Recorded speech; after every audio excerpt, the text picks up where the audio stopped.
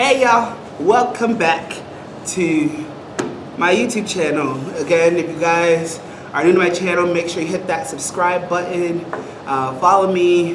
Just follow me on my journey because God has just been doing an amazing things, and especially like He allows me to be able to share things that like normally I wouldn't really share out loud. Maybe I'll share with close people to me, but when God allows me to share my story, I share it. So I'm glad that He allowed me this opportunity to be able to do that. So here is a little talk with Denzel.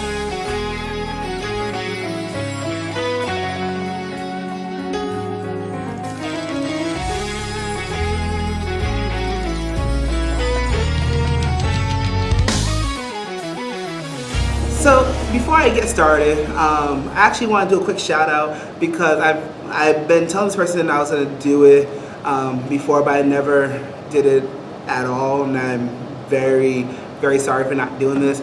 But if you guys have seen both my new profile picture and my new cover picture, that is new. No, I'm not a graphic designer myself, but I do want to give a shout out to this wonderful family that I had the opportunity to get to know. Follow their YouTube channel, EpicCrazyLife. They are a group of kids with the help of their father, being able to do YouTube videos based off of games. They hit live streams. They have a variety of different social media aspects.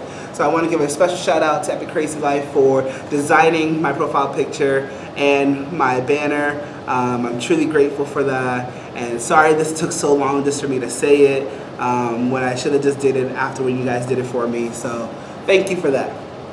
But within today's topic, I want to kind of talk about, as I mentioned in my other video, there's been a lot of things that God has done for me, but this one in particular is just entitled But God. So you're probably wondering why I say but God. Because I had this conversation with my mother not too long ago, and to be able to realize what it is that God can do for you, and what He especially just done for me is beyond amazing to me, because I can't stress it enough that without God on my side, I don't know where I'll be, and I don't even want to think about where I'll be, because I'm grateful that He allowed me this opportunity to be able to say that I attended UMass Amherst, and not only did I complete 2 years here, but I completed my undergraduate degree here. I will be graduating on May 12th and 13th with my bachelor's degree in communication, and I give God all praise for it. So, and I tell you this, it's a true story, because it's only but God that allowed me to reach this point. And I kind of want to just share off how I got to this point. So I transferred to UMass Amherst back in 2015. Once I made the decision I was going to come here, and all that good stuff, leading up to orientation, actually going past orientation and doing stuff, I've been getting bombarded with the bursar's office talking about oh, if you don't pay your bill, you can't enroll in classes, you can't move in on campus, all this stuff, all the way to the day I had to move in. And it got to the point where it was I was about to say, you know what, I'm not gonna go. I don't have money to be able to pay the school. So, you know what, I'm just not going to do it anymore. It's not worth it. And I had this conversation with my mother, and she's like, you know the God that you serve. So if He allows you to move on campus and stay, and then tells you that you can't come back, then so be it. If He tells you to go, and then they tell you to come back, so be it. But if He allows you to stay and you make it through, that's when you want to figure out what is He trying to do with you in that time of frame. Not sure the conversation didn't go like that, but that's how I interpret it at this point. But so the day I had to move in, I'm like, God, I received the word that you gave to my mother to give to me, and I'm trusting you to let me be able to stay, because I know that at least like with my older brother, and I look up to him a lot. And seeing like how he was able to go to school, but then he ended up having like to step out because of financial aid reasons. He was able to complete it, but God, I don't want to be in that same situation. I want to be able to go beyond and be able to do more of what I am capable of doing. So I moved in on campus, and like I'm still getting these emails. And then I started going through my very first semester, that fall 2015 semester, and I'm thinking about what, like I don't know when they're gonna kick me out. Like I'm not even like worrying about classes. I'm not worried about making friends. I'm mostly concerned about whether or not I'm gonna get kicked out of school or not. And glad to say I made it through my whole first semester at UMass. Didn't get kicked out. Didn't get no emails. But then during the winter break, they ended up emailing me again, talking about like, if you don't give us our money, you're gonna get kicked out. You won't be able to come back. All this other good stuff. And it's like, God, I want to continue to trust you because you haven't brought me this far just to leave me. So I'm gonna just trust you all the way. And so I did. So when I came back during the spring semester, I didn't receive any emails from the school. Basically was able to make it all the way through my whole first year at UMass without being kicked out of school. But I knew for a fact that I was gonna need money for the next year because of the fact that I didn't, I knew I had to apply for scholarships, and I knew that eventually my financial aid funds were gonna run out to the point where I was gonna have to give the school, I was gonna start paying out of pocket. But I applied to some scholarships. I found one that I qualified for, but I couldn't figure out how to apply for it. So I was like, I called the Alumni Association office. I'm like, hey, I qualified for the scholarship, but I can't find it. How can I apply for it? They let me through the whole process. I applied, and it turned out I was the only one that actually applied for that scholarship. So thank God I was able to have that go towards my bill for the next academic year. Then, plus I became a new student orientation leader, and I became a resident assistant as well. So that was able to kind of I didn't really use none of my money from new student orientation. I basically kind of spoiled myself with that. But at least becoming a resident assistant was able to help me lower the cost of I was probably going to owe the school. So at least for the fall semester, I didn't have to worry about paying anything. But then come to this semester itself, for the spring of 2017. Now this is basically when I say, but God. Because again, I shouldn't have been here from the beginning, but it's only because of God I'm able to say that I'm about to graduate. So here's what happened. So a few weeks ago, I want to say it was the week after our gospel concert on campus, I get an email from the bursar's office saying that if you make sure you check your bursar account, you have until May 10th to basically pay this fund before. Actually, no, sorry, it was the week of our concert. So they basically sent me an email talking about you have until May 10th to pay the amount shown on your bursar account to be able to you basically have to pay this money, or we'll put a hold on your account, and whatever the case may be. So excuse me. So basically, during the week of the UMass Amherst Gospel Choir concert, the e-board, I'm on the e-board for the Gospel Choir, and both that and another group that we're partnered up with, we went to a prayer and fasting week, and I basically decided to be able to get a word from God. I went right to YouTube to listen to some sermons, and one of the sermons that I listened to was from Bishop T.D. Jakes' daughter, and the message that she basically brought forward, there was a particular part that I basically received from it that spoke volume to my life, was that you don't have to accept any negative connotation of it. The Bible says that if you believe you have received, then you shall have it. What's the last thing you received?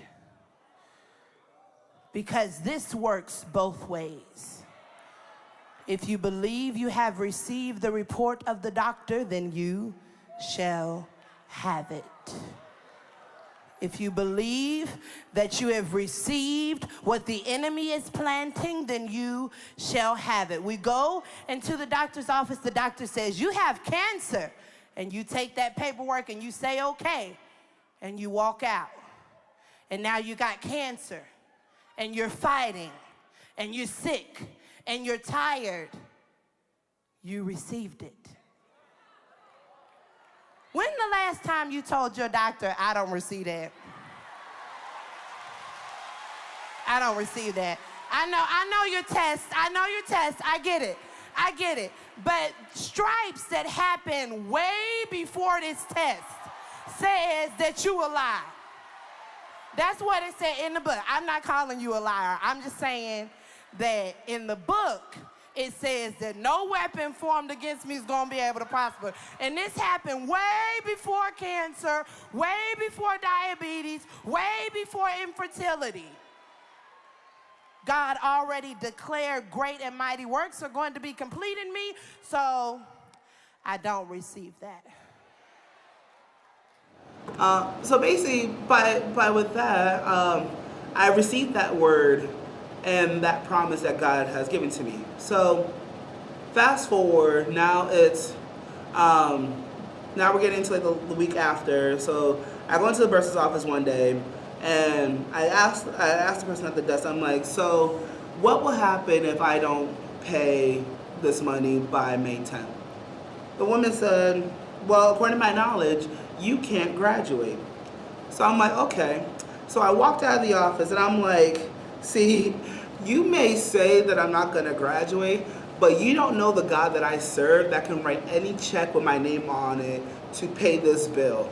So we'll see who's gonna graduate at the end of this. I kid you not. It only took a week. Now the next week, so like on like the first week of May, on the Tuesday, so May 2nd, May 2nd.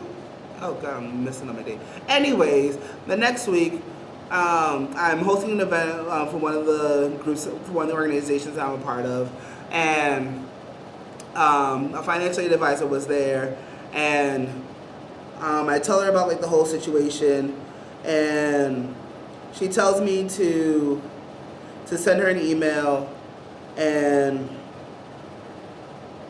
like she tells me to send her an email, and like she'll like see what she can do. So now we get a little bit further in. Now it's the UMass Founders Day going on, and I email her on Founders Day, and I ask her, I give her like my student ID number. She emails me back and saying that, that I only see that you have a charge for $125.01. So I'm putting this one-time scholarship on that will say this. So I'm like, okay, so does that mean I still owe the school $1,000, or do I not owe them anything at all? So she responds back saying that was the only charge I see on your account, so as of right now, you owe $0. So I'm like, God, you are doing something right now, but I want a double confirmation from you. So I ran over to the bursar's office, and I went right to the desk and I asked the person that was sitting there, and I'm like, I just want to make sure that what I'm seeing on my screen is the same as on your screen. So let me just know, how much do I owe you guys? I give her my student ID number. She's like, well, looking at my screen, you owe us nothing, but you do have this hold on your account that I'll just like take off so the probably may catch it in time. So like, while you want to do that, I am shouting in my spirit because it's but God that is able to pay that off. And I give God all things to praise. I went from $1,000 to $0 in a week. Now here's how good God is. So once I left the bursar's office, I went to my residence director's office, And I was sitting in there, and like she's like talking with a student, and I'm just sitting in there, and I went to my business account because I just want to look at like those nice zeros that just says that I don't owe school anything.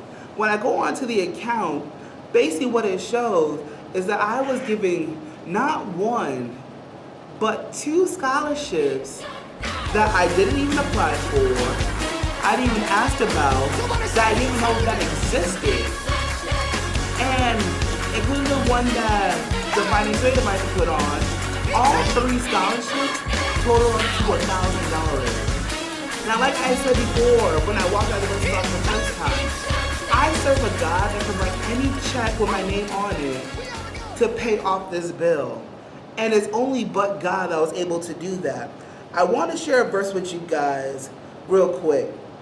It says in Genesis 50, verse 20, that you meant evil against me, but God meant it for good in order to save many people alive. Now, I feel like this is probably like a shortened down version of it, but with that by itself, it's basically saying that what the devil has meant for evil, God will turn it around for your good.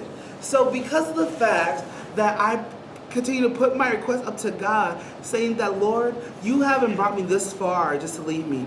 I know for a fact that I'm about to graduate in a couple of weeks, but I know that you have me, you brought me this far, and I know that you will continue it on to completion. So the fact that I can say that I went from $1,000 to $0 in a week is only but God.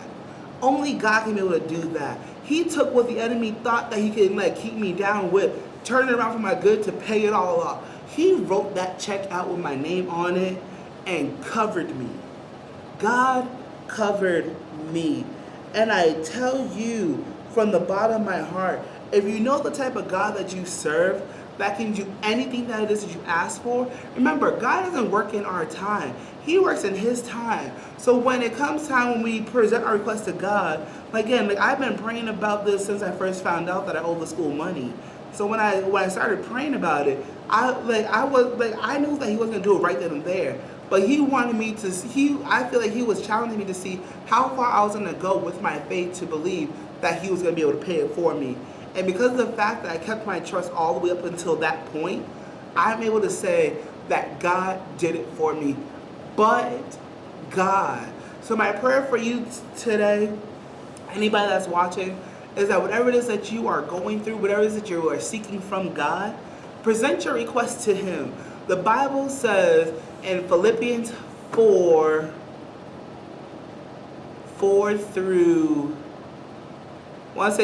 6, rejoice in the Lord always. Again, I say rejoice. Let your gentleness be evident to all. The Lord is near. Be not anxious about anything, but with everything by prayer and supplication with thanksgiving, present your request to God. Present your request to God. And not only just do that, but believe that He will do it for you. Because if He did it before, He can do it again. That's all I have to share right now, you guys. Oh, I feel like preaching right now. But I'm going to let y'all go. But, stay encouraged, you guys. Join me on my next video. It's just but God. Only God can do it. And I am grateful for all that it is that He's done for me. So guys, be blessed. Thanks for joining me. Make sure you subscribe to my channel. Make sure you give EpicCrazyLife a subscribe as well for making my banner and my profile picture. So thank you guys so much. Be blessed. Thank you.